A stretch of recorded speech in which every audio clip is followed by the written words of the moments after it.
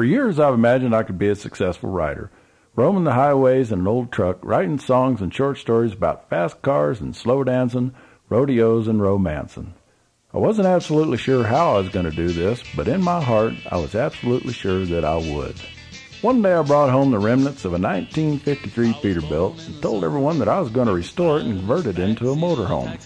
Then I was going to drive it from Florida to Alaska and write a book along the way. Most of my friends looked on with quiet skepticism. Of course, some of them weren't so quiet.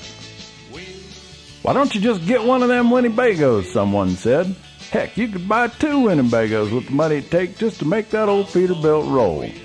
There's one thing I learned for certain. If you want to do something unusual, don't share your dreams with people who act like you have pointed ears and antennas.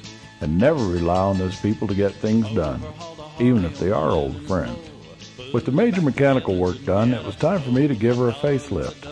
A spring cold front had moved into Colorado, and it was too cold to work outside, so the guys at the frame shop let me use their paint booth to squirt a few coats of paint on the exterior, provided I could do it in one weekend. Therefore, I only had 2 days to strip, straighten, bondo, sand, primer, and paint 7,536 square inches of truck. But after 2 18-hour days and a handful of blisters, she was black. When she rolled back into the sunlight, she was a thing of beauty.